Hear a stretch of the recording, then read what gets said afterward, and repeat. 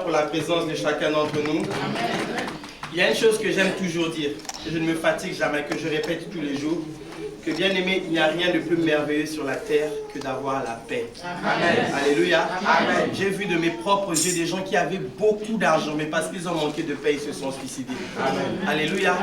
J'ai vu des nations qui sont invivables aujourd'hui, tout simplement parce qu'il n'y a pas de paix dans ces nations-là. Alléluia. Amen. Mais gloire soit rendue à Jésus, parce que Jésus-Christ dit, je vous laisse la paix, mais je vous donne ma paix. Alléluia.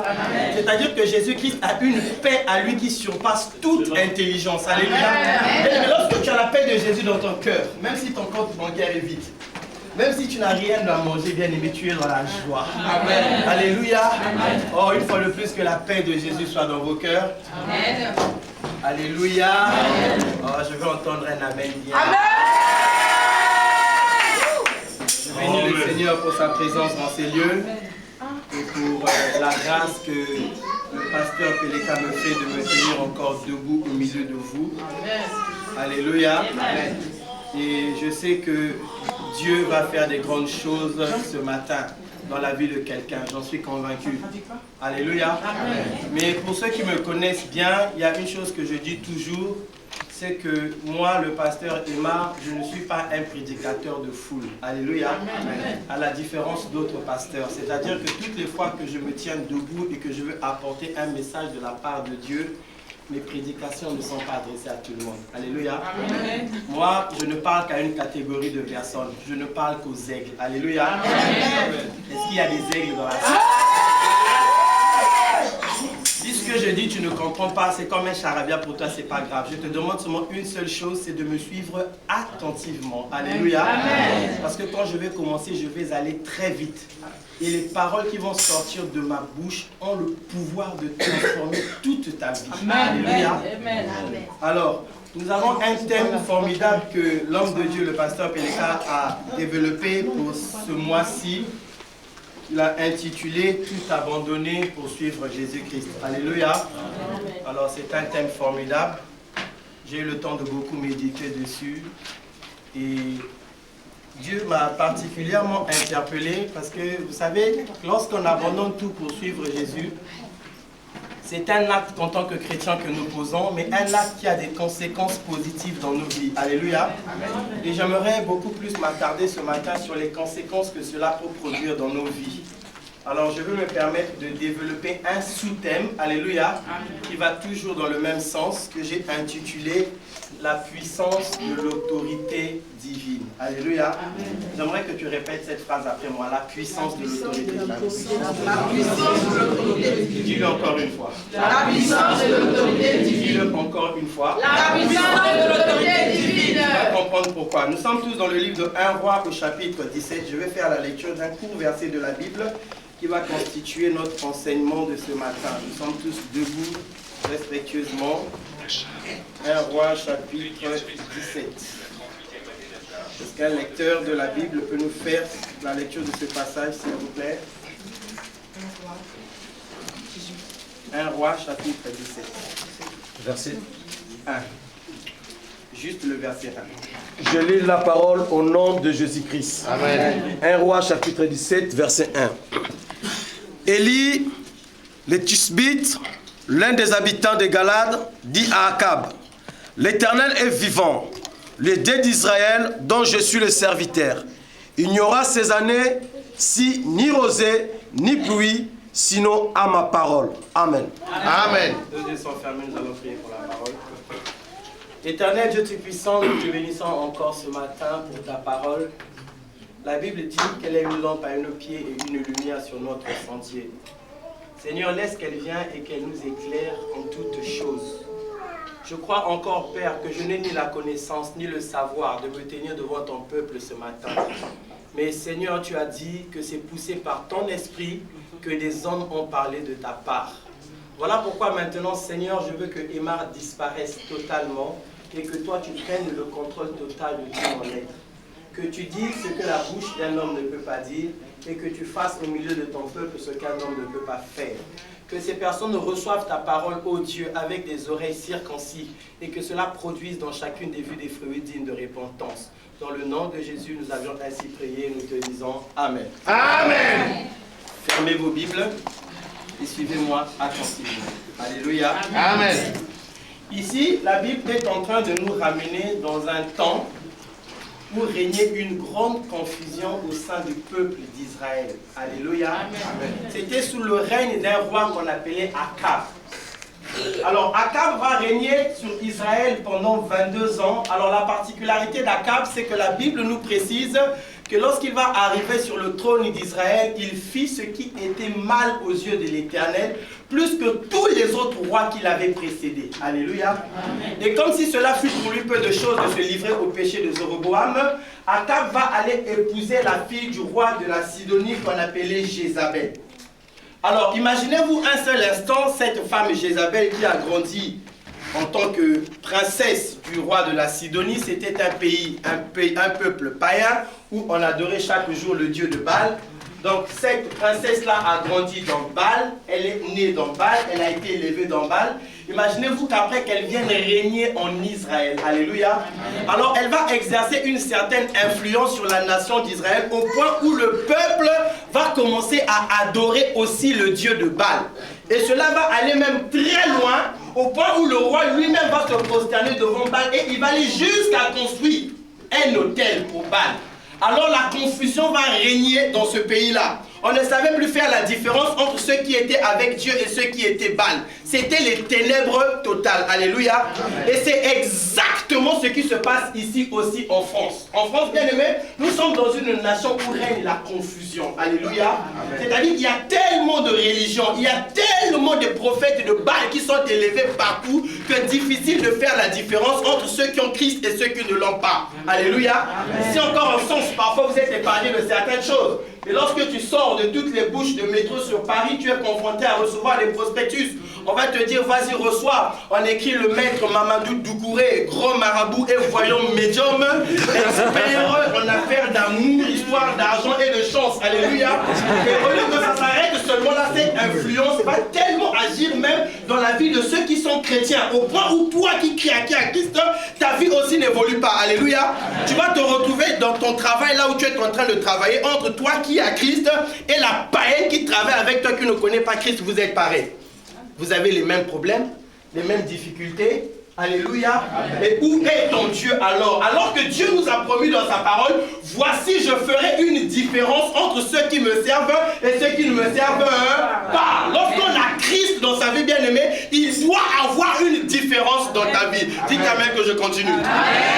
Bien-aimé, ce matin, j'ai envie de venir te parler de la différence de Dieu dans ta vie. Alléluia. Amen. La première chose que j'aimerais te dire ce matin, j'aimerais que le Saint-Esprit grave ça dans ton cœur. Et que tu ne l'oublies jamais.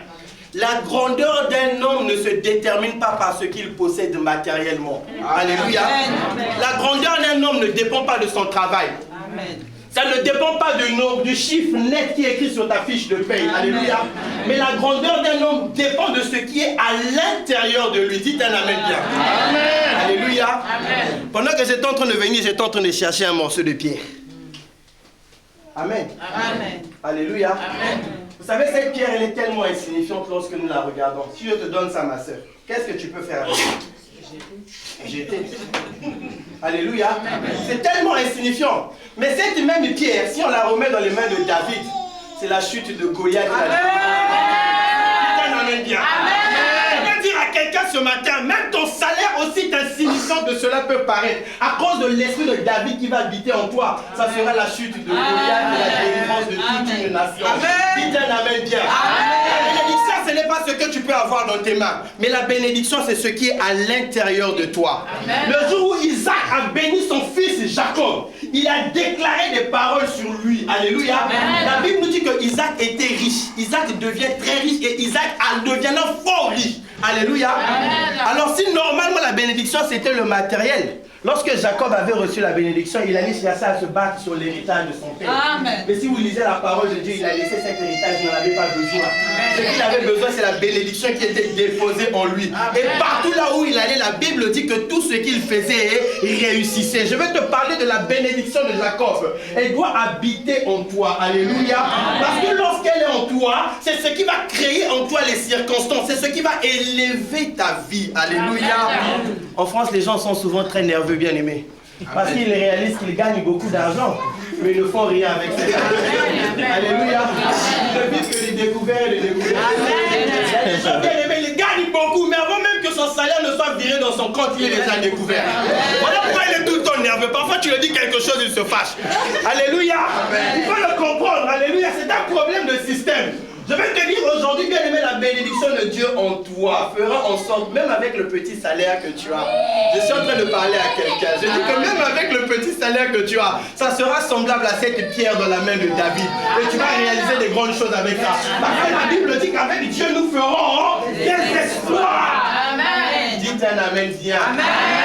Dites amen que je continue. Amen. Dites amen que j'ajoute encore. Amen. Tu dois expérimenter la bénédiction de Dieu en toi. Bien aimé, moi j'ai vu de mes yeux quelqu'un qui a hérité de son père l'équivalent de 150 000 euros. 2 ans après, il cherchait où dormir.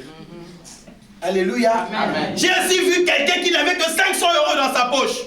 Mais 3 ans après, il a embauché des gens pour travailler pour lui. Dieu en toi, tu vas faire des grandes choses dans ta vie. Ce n'est pas à cause de ta capacité, ce n'est pas à cause de ton vouloir, mais c'est à cause de ce que Dieu va déposer en toi. La Bible dit que Christ en nous l'espérance de la gloire. Amen. Alléluia. Amen. Alléluia. Amen. Le passage que nous venons de lire, le chapitre 17, commence de la manière la plus brutale de toute la Bible. Dans ce temps de confusion, dans ce temps où le peuple d'Israël est en train de errer par tout le monde de doctrine, il partait de gauche à droite. La Bible dit au chapitre 17, Élie le Tishbite, l'un des habitants de Galade, dit, il venait d'où? On ne sait pas. Qui est son père? On ne sait pas. Lorsque vous lirez toute la Bible du commencement jusqu'au chapitre 17 là, à aucun endroit on nous a parlé de Élie. Vous savez, toutes les personnes qui ont été envoyées par Dieu dans la Bible, on nous parle toujours de leur généalogie. Quand on nous parle de Jacob, on sait que son père c'est Isaac. On sait comment il est né. Quand on parle d'Isaac, on sait que son père c'était Abraham. On sait comment il est né. Même Jésus-Christ lui-même, on nous a bien enseigné qu'il a été conçu par la vertu du Saint-Esprit, né de la Sainte Vierge Marie. Alléluia. Son père adoptif Joseph, on le connaît. Mais cet homme Élie le Tishbite, on ne sait pas d'où il vient. C'est qui son père, on ne sait pas. C'est qui sa mère, on ne sait pas. Il vient d'où, on ne sait pas. La deuxième chose que je vais te dire encore ce matin, que l'action de Dieu dans ta vie, dans ce pays de confusion, viendra comme Élie le Tishbite. C'est-à-dire de la manière la plus brutale qu'il soit. Amen. Tu ne sauras pas d'où ça vient, tu ne sauras pas comment ça a commencé. Les gens vont simplement crier, ils vont se poser la question, mais comment il a fait? Amen. Où est-ce qu'il a eu cet argent? Comment est-ce qu'il a réalisé cela? Amen. Je vais t'annoncer encore ce matin une action de Tishbite dans ta vie. Dis-toi la même pierre.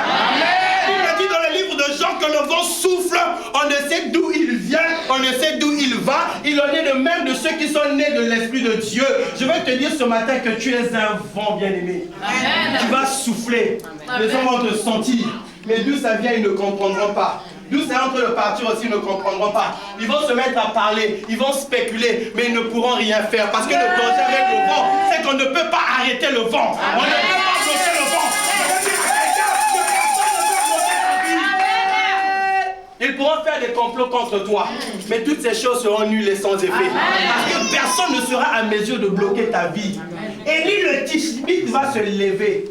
Il va faire une déclaration, ce n'est pas possible, c'est oser ça, c'est même abusé. Vous savez, toutes les fois que j'étais en train de lire ce passage, j'étais en train de réfléchir. Mais comment cet homme pouvait-il se lever et dire de telles choses? Il va faire une déclaration osée. Alléluia. Un enfant de Dieu, c'est quelqu'un qui sait faire des déclarations. Vous savez, la Bible dit que la vie et la mort se trouvent au pouvoir de la langue. Dieu t'a donné en toi la capacité de faire des déclarations. Élie s'est levé devant toute la nation. Il dit, il n'y aura sur cette nation ni rosée ni pluie si ce n'est à ma parole. Amen. Que tout le monde l'entende. C'est moi, Élie, qui ai dit cela. Alléluia. Amen. Alléluia. Amen. Ne sois pas de cette espèce de personne qui ne dit jamais rien. Bien-aimé, n'aie pas honte, n'aie pas peur. Lorsque le nom de Dieu est engagé, Dieu ne te laissera jamais dans la honte. Lorsque le nom de Dieu est prononcé, Dieu ne te laissera jamais dans la honte. Ne sois pas de cette catégorie de personnes. Vous savez, il y a des gens qui existent souvent. Face à un problème, on n'entend jamais. Mais dès que quelqu'un dit quelque chose, il dit, oh, j'allais dire la même chose. Frère, pourquoi tu n'as jamais dit? Tu attends toujours que quelqu'un dise pour que tu répètes que tu allais dire la même chose. Ne sois pas de cette catégorie de personnes-là. Soyez des personnes qui se lèvent et qui font des déclarations. Mais je vous assure, la déclaration de Élie était osée. Vous savez, si encore Élie avait seulement dit qu'il ne puisse pas pleuvoir, j'allais le comprendre. Mais il ne s'arrête pas là. Il va très loin. Il dit, si ce n'est à ma parole. En d'autres termes, qu'est-ce qu'il est en train de dire? Tant que moi, Élie, je n'ai pas parlé, faites ce que vous voulez. Allez voir qui vous voulez, il n'y aura rien. Alléluia. Amen. Alléluia. Amen. Alléluia. Amen. Bien aimé, il y a des gens qui sont indispensables dans les lieux où ils se trouvent. C'est-à-dire que si toi tu n'es pas là, il n'y aura rien. Amen. Je veux te dire que dans ton foyer, tu es indispensable. Amen. Alléluia. Amen. Alléluia. Amen. Aucune femme ne peut te remplacer là où toi tu es. Parce que tu es indispensable. Amen. Dites un amen. Amen. Je vais parler à quelqu'un. Je dis que tu es indispensable là où tu es. Amen. Alléluia. Amen. Alléluia. Amen. Il va faire cette déclaration, bien aimé. Et l'obakoka moi. La nature va obéir. La nature va se mettre au garde à vous. Alléluia. Amen. Vous savez, bien aimé, lorsqu'on parle d'une autorité, c'est quelqu'un qui est élevé en dignité. Et Dieu bien-aimé, par sa volonté souveraine, il a voulu établir une certaine hiérarchie, un certain ordre donné des choses. Alléluia. C'est comme ça, on n'y peut rien, on ne peut pas discuter, c'est sa volonté. Amen. Quand tu vas au ciel, il y a une hiérarchie. Il y a des anges. Alléluia. Amen. Mais au-dessus des anges, il y a des archanges. Archanges, ça veut dire chef des anges. Alléluia. Amen. Il y a des chérubins. Lorsque tu descends aussi dans une nation, c'est pareil. Il y a l'autorité numéro 1, le chef de l'État, suivi de son gouvernement. Après, il y a des directeurs et la société continue à descendre jusqu'en bas. Alléluia. Amen. Même lorsqu'on rentre dans la famille, c'est pareil. La Bible dit que l'homme est le chef de la famille. Amen. Alléluia. Amen. Après l'homme, il y a la femme. Après la femme, il y a les enfants. Alléluia. Amen. Et les enfants sont peut-être les chefs des animaux, s'il y en a, si je peux dire comme ça. Alléluia. Amen. Mais en tout cas, c'est une chaîne qui est en train de se succéder. Même lorsqu'on vient dans l'église, c'est la même chose. Dans l'église, Dieu aussi a établi un ordre, une hiérarchie. Dieu a mis un leader, un pasteur dans cette église. Alléluia. Oh, j'aimerais attirer votre attention sur un point. C'est une parenthèse que je vais ouvrir. Mais là, je vais m'adresser à quelqu'un. Dites un amen. Amen. Dites amen que je continue. Amen. Dites amen que j'ajoute encore. Amen. Vous savez, bien aimé, le jour où les enfants d'Israël étaient sous la domination des Égyptiens, Dieu va décider de délivrer Israël de l'Égypte. Il va choisir un homme qu'on appelait Moïse. Alléluia. Amen. Dieu va communiquer sa vision à Moïse et Moïse va communiquer la vision au peuple. Si vous lisez attentivement la parole de Dieu, l'action de Dieu, la manifestation de la puissance de Dieu dans la vie des enfants d'Israël était en fonction du respect et de la considération que les enfants d'Israël avaient à l'égard de Moïse. Amen. Plus les enfants d'Israël respectaient Moïse, plus Dieu se manifestait. Plus les enfants d'Israël honoraient Moïse, plus Dieu se manifestait. Alléluia. L'église, ce n'est pas la démocratie. Ça n'existe pas ici. Amen. Alléluia. Amen. On ne construit pas une église avec les points de vue. Ça n'existe nulle part. Amen. Alléluia. Amen. Liberté, égalité et quoi? Ça ne marche pas dans l'église, bien-aimé. Ça ne marche pas dans l'église. L'église, c'est la théocratie. L'église, elle est conduite par le Saint-Esprit. C'est le Saint-Esprit qui conduit l'église. Alléluia. Le jour où tu regarderas le leader de cette paroisse comme étant ton ami, bien-aimé au Baby Simakam, tu as tout gaspillé. À ce moment-là même, sa prière n'aura plus jamais d'effet dans ta vie. Ce n'est pas parce que tu donnes ta dîme ou que tu as sémé, je ne sais pas quoi au pasteur, tu vas croire que c'est ton ami. Alléluia. Alléluia. Toutes les fois que tu fais cela, bien-aimé, tu vas attirer la malédiction de Dieu dans ta vie sans le savoir. Dites un amen bien. Amen. Oh, est-ce que j'ai parlé à quelqu'un? Amen. Dieu a établi les serviteurs de Dieu dans cette église que vous devez respecter. Et la Bible dit aussi que l'homme de Dieu soit trouvé irréprochable. Homme de Dieu, soyez aussi irréprochable. Amen. Amen. Amen. Amen. Que je continue. Amen. Vous savez, bien aimé, le domaine de la hiérarchie, il y a un endroit où je dirais un secteur où je trouve que cela est bien respecté, c'est dans l'armée. Alléluia. Amen. Vous savez, dans l'armée, on a le respect de l'autorité. Aujourd'hui, si tu es militaire, tu es sergent, même si tu as 50 ans, si tu te retrouves en face d'un lieutenant, même s'il a 25 ans de moins que toi, quand il va dire garde à vue, tu serres les pieds. Que tu sois d'accord, que tu ne sois pas d'accord, tu te soumets à l'autorité qui est en face de toi. Bien aimé, dans le monde spirituel, c'est exactement la même chose. Le monde spirituel, c'est ce qui conduit tout le monde que nous sommes en train de vivre aujourd'hui. Bien aimé, que personne ne te trompe. Tout ce qui se passe dans ce monde que nous voyons avec nos yeux, que ce soit des promotions, des élévations, des morts, des accidents, des maladies, c'est la conséquence de ce qui se passe dans le monde spirituel. Ça, je peux vous le démontrer. Et je l'ai vécu de mes propres yeux. Alléluia. Amen. Alléluia. Dites un amen bien. Amen. Dites un amen que je continue. Faute de temps, je ne pourrai pas développer. Je vais survoler parce que j'ai envie d'arriver à mon message. J'ai envie que tu comprennes ce que j'ai envie de te transmettre. Vous savez, une fois j'ai reçu, juste avant de venir, une femme qui est venue me voir, avec qui nous avons fait sa délivrance. Alors il y a eu beaucoup de manifestations pour libérer tous les liens qui étaient au-dedans d'elle. Et à la fin, elle va venir témoigner en fait que dans sa maison, elle voulait avoir une certaine domination pour son mari. Alléluia. Alors elle va aller voir un charlatan. Elle va ramener des vêtements de son mari. Et on va faire un certain nombre d'incantations. Et à l'issue de ces incantations, tout ce qu'elle va dire dans la maison, son mari va dire oui. Et ça s'est réellement passé comme ça. Pendant un certain temps, bien sûr. Alléluia. Amen. Parce que le diable ne lève pas, le diable ne bénit pas, le diable ne donne aucune solution. Alléluia. Amen. Mais qu'est-ce qui s'est passé?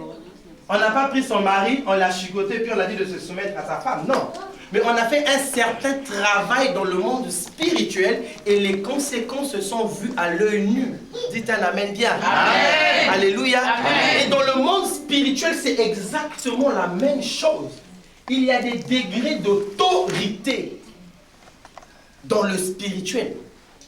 Alléluia. Amen. Lorsque Élie va se lever, Élie va déclarer une parole, la nature va reconnaître à l'intérieur de Élie l'autorité qui était en lui. Et la nature va se soumettre. Amen. Alléluia. Amen. Un jour, le roi Nebuchadnezzar, pendant qu'il était en train de dormir, il va voir une vision. Il y avait une main qui était en train d'écrire sur un tableau. Comptez, comptez, pesez, pesez. Lorsque Daniel va venir donner la définition de cette vision, il va lui dire comptez, comptez. Dieu est en train de te démontrer en fait qu'il a compté les années de ton royaume. Et il dit après peser, peser, Dieu a pris ton esprit et il t'a pesé, il t'a trouvé léger et il t'a rejeté. Bien-aimé, Dieu pèse ton esprit. Toutes les fois que tu te mets à genoux avant de prier, il prend ton esprit, il le met sur la balance de l'Éternel pour voir quel est le poids que tu as. Beaucoup de chrétiens ne persévèrent pas en France. C'est parce qu'au lieu d'être des autorités dans le spirituel, ce sont des sergents. Ils se mettent à crier. Leurs déclarations sont semblables à un tam-tam qui retentit. Ça ne produit rien. Des prières plates et monotones. Aucune puissance dans ce qu'ils sont en train de faire. Leur vie est dans le quotidien. Et lui et le païen, ils sont pareils. Aucune déclaration. Tu ne fais peur à personne. Parfois, quand tu es en train de prier, les démons sont en train de prier avec toi. Alléluia. Ils t'accompagnent même dans ce que tu es en train de faire. Pourquoi? Parce qu'il n'y a pas de puissance. Il n'y a pas de puissance. Il n'y a pas de puissance, c'est un bruit. Alléluia. Amen. Alléluia. Amen. Le chrétien, c'est quelqu'un qui est puissant. Quelqu'un qui est revêtu de l'autorité d'en haut. Jésus-Christ te dit que si quelqu'un demande à cette montagne de se déplacer, de se jeter dans la mer, s'il croit que ce qu'il a dit arrive, il le verra comment s'accomplir. Mais le problème, ce n'est pas seulement de déclarer. Parce que la montagne, c'est quoi? La montagne, ce sont les problèmes et les situations que tu rencontres dans ta vie. Lorsque tu fais la déclaration, cette déclaration doit être accompagnée de l'autorité qui est en toi. Lorsque la montagne voit l'autorité qui donne un ordre, la montagne fait quoi? La montagne exécute. Alléluia. Amen. Alléluia. Amen. Oh, la semaine dernière, le Saint-Esprit m'a encore enseigné. J'étais dans le train, je partais sur Paris. Et dans la voiture, nous étions assis. Il y avait un jeune qui était là avec ses écouteurs. Alors il va prendre ses pieds. Très sale que c'était, vraiment il va poser sur les chaises, alléluia. Amen. Franchement, il n'y a que ces gens-là pour faire des choses comme ça, alléluia. Ne sois pas semblable à ça, dites un amen bien. Amen. Et tous ceux qui étaient là étaient choqués, scandalisés de voir ce qu'il était en train de faire. On va lui dire non mais monsieur ne faites pas ça, mais franchement, voilà quoi, alléluia. Amen. Il vous regardait, il avait envie de vous dire voilà où est votre problème, ça vous regarde en quoi. Et à un moment, je voyais un monsieur qui se mettait à crier, mais il ne calculait pas, il était là. Mais quelques minutes après, bien aimé, il va arriver un monsieur, ils étaient deux, des gens de la police de la SNCF là, alléluia, revêtus de leur tenue. C'est-à-dire que dès qu'ils sont arrivés devant ce jeune homme, ils n'ont même pas eu besoin de crier, ni d'ouvrir la bouche, avec le doigt seulement, ils ont fait ça. Il a exécuté. Vous savez pourquoi? C'est parce qu'il a reconnu l'autorité qui était en face de lui. Amen. Alléluia. Bien aimé, l'autorité c'est quelque chose qui ne se force pas. Tu n'as pas besoin de faire du bruit, de faire des gymnastiques pour démontrer ton autorité. Alléluia. L'autorité se reconnaît simplement. Ce n'est pas parce que lorsque tu arrives à l'église qu'on te fait asseoir devant que ça veut dire que tu as l'autorité. Non, bien aimé. L'autorité, elle est à l'intérieur et ça se reconnaît. Ça se reconnaît. Élie se lève. Il fait la déclaration. Et la nature exécute. Bien aimé, l'autorité spirituelle, c'est quelque chose qui se développe par le feu de la prière. Quelqu'un qui passe du temps dans la prière, c'est quelqu'un qui monte en puissance. Vous savez, la prière, dans la parole de Dieu, elle est identifiée à un feu. Alléluia. Amen. Mais lorsqu'on parle de feu, il existe plusieurs catégories de feu. Alléluia. Amen. Ce sont tous des feux, ça s'écrit de la même manière, mais ce n'est pas pareil. Amen. Ça n'a pas la même intensité, ça n'a pas le même impact. Alléluia. Amen. Si tu prends une tige d'almet, tu frottes contre sa boîte, ça va te produire quoi? Un feu. Si tu prends aussi un briquet, tu allumes, ça va te produire quoi? Si tu renverses l'essence dans cet endroit, tu allumes, ça va te produire quoi? Mais ces trois feux ne sont pas pareils. Alléluia. C'est pas pareil. Le feu de la bouillie, si tu fais, ça va s'éteindre. Il y a des gens, leurs esprits sont comme ça dans la prière. Moindre situation, il n'y a plus rien. Voilà pourquoi tu vois que leur foi fait ce qu'on appelle en lari kokanaka. C'est-à-dire ça monte, ça descend, ça monte, ça descend. Sa manière de venir à l'église est en fonction des circonstances. S'il se réveille le matin, il reçoit un courrier avec les fenêtres. Vous connaissez les courriers avec les fenêtres là? Alléluia. Amen. Il ne vient plus à l'église, il n'a plus de foi. Mais demain, s'il a un petit bonus quelque part, tu vas le voir, il va encore revenir à l'église. S'il reçoit une bonne nouvelle, il vient à l'église. Si demain tu ne le vois pas, il va te dire le pasteur Péléka m'a frustré. Est-ce que ta foi est en fonction du pasteur Péléka? Alléluia. Alléluia. Moi, je dis toujours que j'aime Dieu. J'aime Dieu. Alléluia. Et le pasteur X ou Y, qu'il monte ou qu'il descende, qu'on a vu, je ne sais pas à quel endroit, c'est son problème. Il est ce qu'il est par la grâce de Dieu. Je sais ce que Dieu a fait dans ma vie. Lorsque je me mets à genoux pour adorer Dieu, ce n'est pas par rapport à un homme, mais c'est par rapport à ce que j'ai vécu en moi.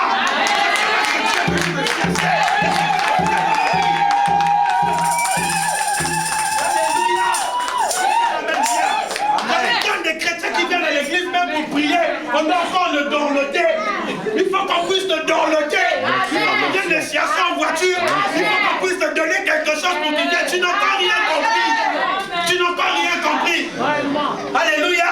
Le jour où Jésus-Christ se retrouve en face de la femme samaritaine, il dit à la femme samaritaine, vous adorez un Dieu que vous ne connaissez pas. Il y a des gens en France qui adorent un Dieu qu'ils ne connaissent pas. Amen. Alléluia. Amen. Alléluia. Amen. Mais quelqu'un qui connaît son Dieu, quelqu'un qui sait là où Dieu est venu le chercher, bien aimé. On n'a pas besoin de l'inviter pour venir à l'église. On n'a pas besoin de l'église pour l'adorer.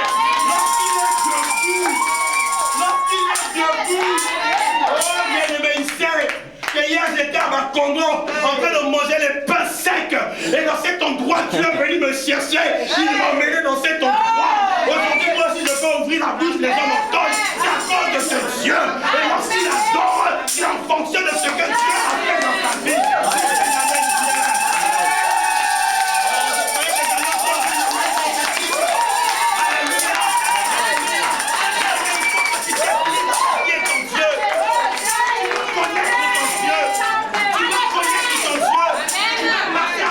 En fonction de ta relation, de ta communion. Bien aimé, à l'église, c'est le seul endroit où on dit chacun pour soi Dieu. Ah oui, ah oui.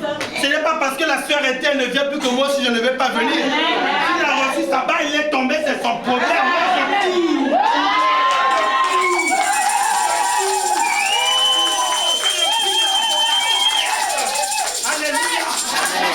Dit que personne ne peut voir Dieu et rester le même. Lorsque tu rencontres Dieu, il doit avoir un changement automatique dans ta vie.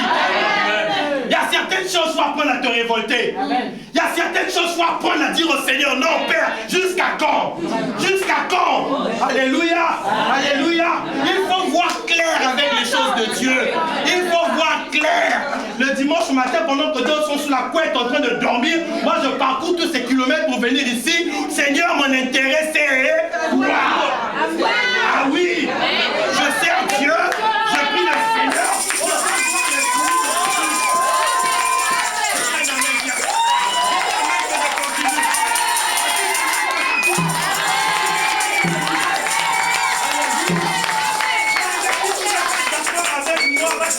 Je le fais à Pierre.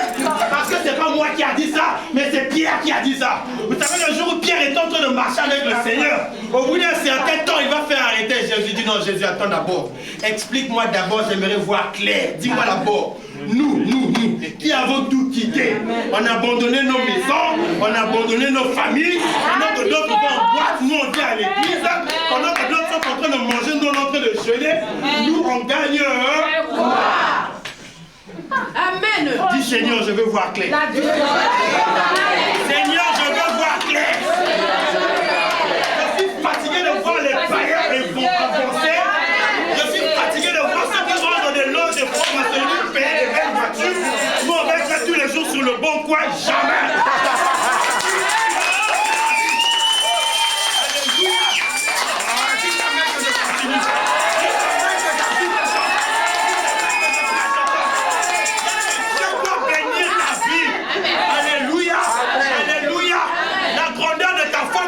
Voir par le nombre de temps que tu passes dans la prière, ce n'est pas ça. Amen. La grandeur de ta foi, ce n'est pas le nombre de jeûnes que tu fais, ce n'est pas ça.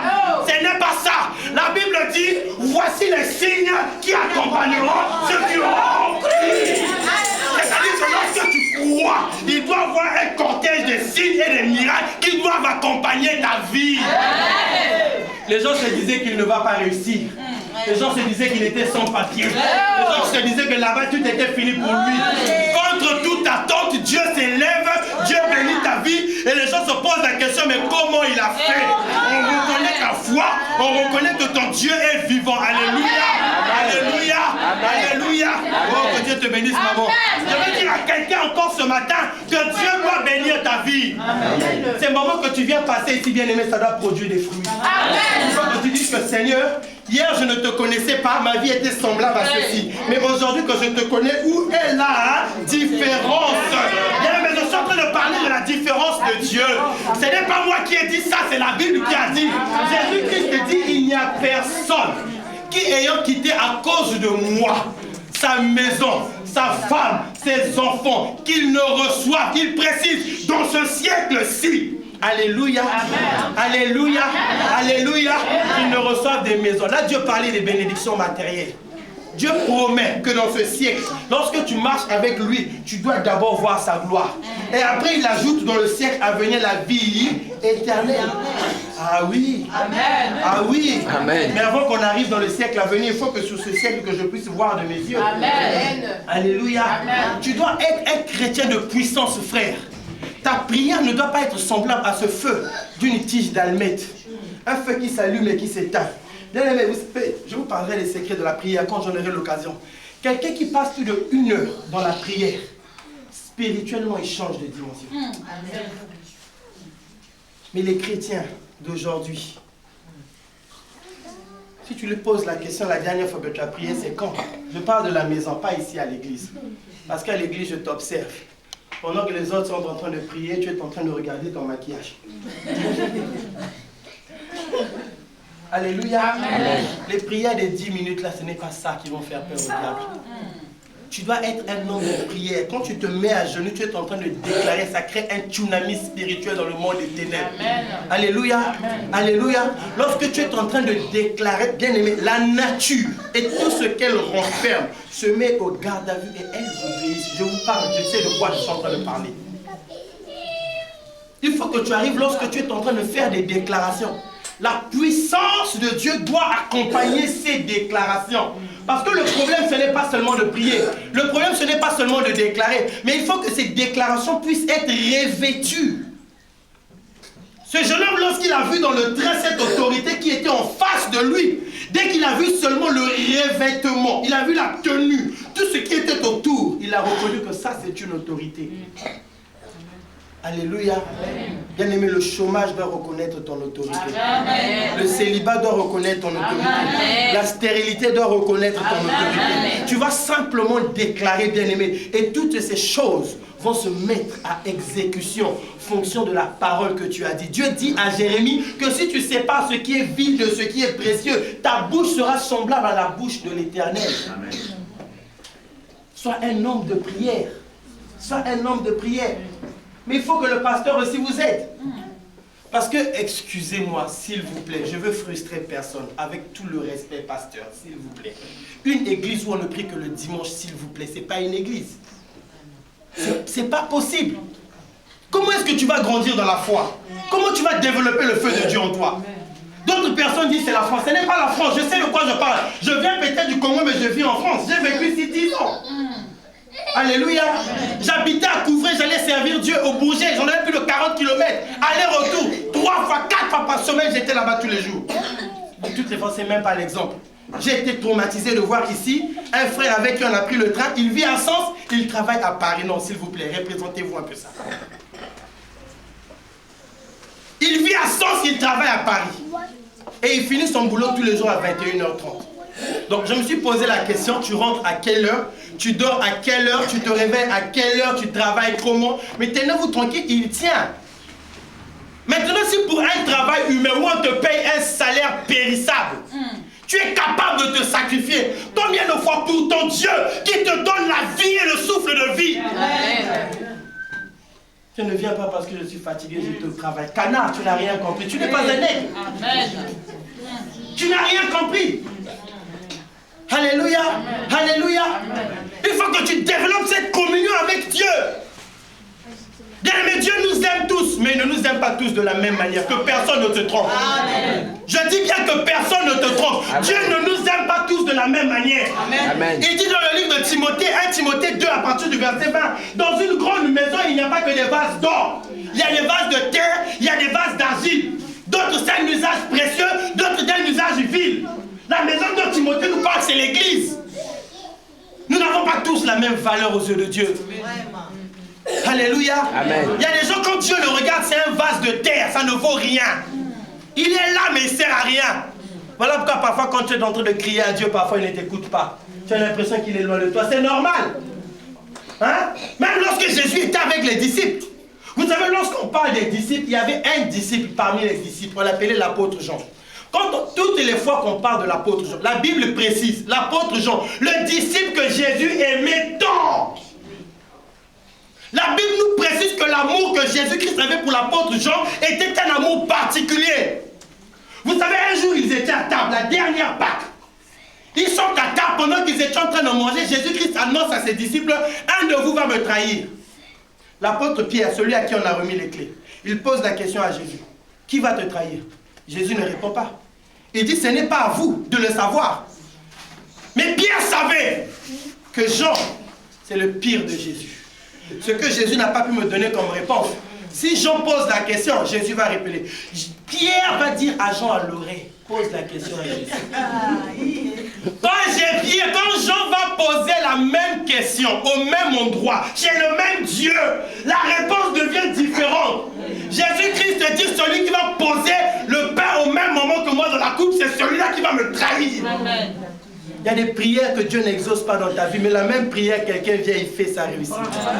Alors pourquoi tu t'étonnes parfois quelqu'un qui est arrivé en France, même pas 6 mois, ça fait en train d'avancer. Toi, ça fait 10 ans que tu es là, toujours dans les mêmes cailloux, toujours dans les mêmes histoires. Rien aussi n'avance. C'est normal, canard. Dindon. Ah, dis t'es la même.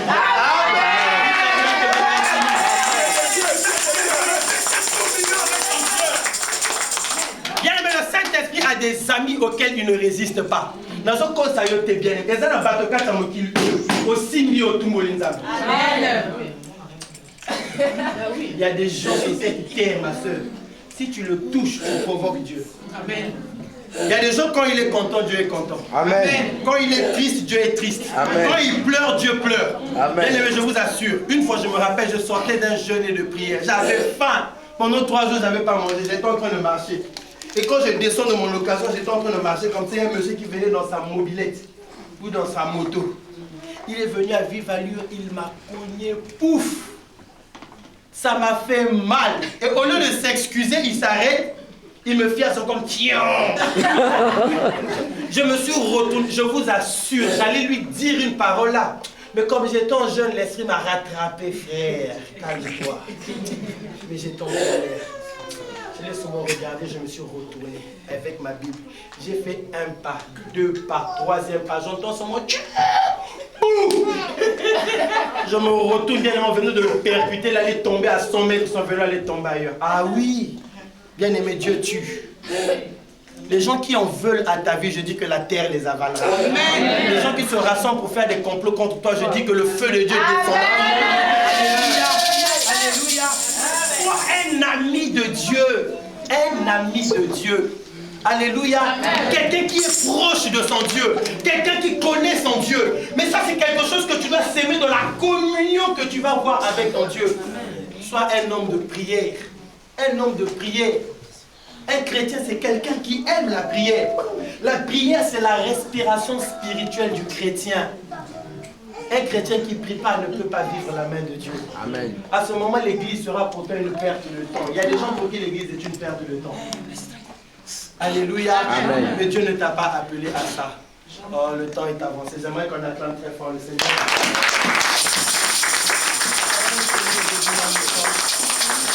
Le Seigneur debout. Et j'aimerais maintenant que tu puisses prier. Mais j'aimerais que tu saches une chose. Aucun homme ne peut mieux prier pour ta vie que toi-même. Amen. Je veux te dire que tu es le premier prophète de ta vie. Amen. Si Élie a déclaré que la pluie puisse s'arrêter et la pluie a obéi, je crois que toi aussi ce matin tu peux déclarer que la stérilité s'arrête dans ta vie et ça va s'arrêter. Amen. Alléluia. Amen. La Bible dit que Élie était un homme de la même nature que nous. C'est-à-dire que Élie avait des qualités, Élie avait aussi des défauts, exactement comme toi et moi. Amen. Mais cela n'a pas empêché que son autorité puisse se manifester. Alléluia. Amen. Gloire à toi, Seigneur. Bien-aimé, j'aimerais maintenant, pendant que tes yeux sont fermés, tu vas regarder ta vie. Là où la confusion est en train de régner. J'aimerais que tu regardes là où tu as échoué hier. Peut-être que comme Pierre, toi aussi tu es parti, tu as péché toute la nuit, mais rien ne s'est produit. La Bible dit que Pierre déclare, Seigneur, cette fois-ci sur ta parole, je jette les filets. Bien aimé, ce matin, Dieu t'a libéré sa parole.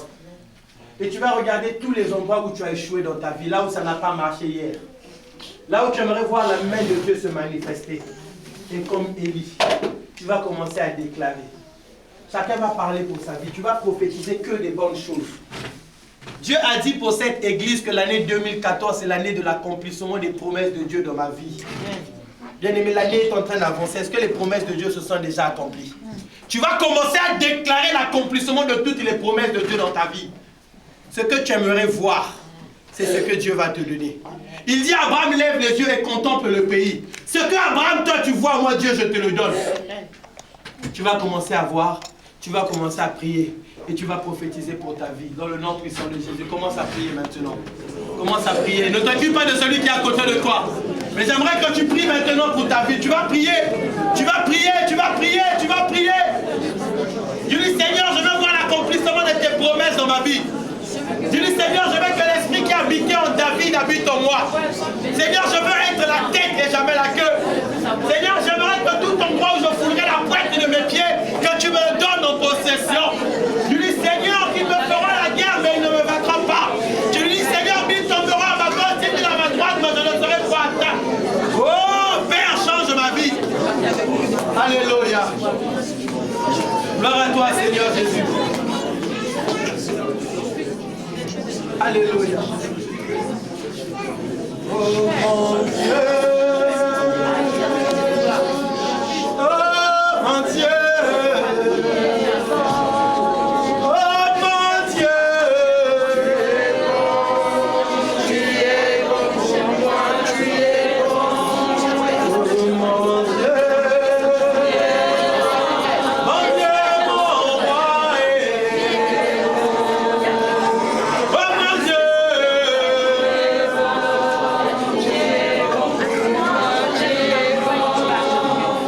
Mon Dieu.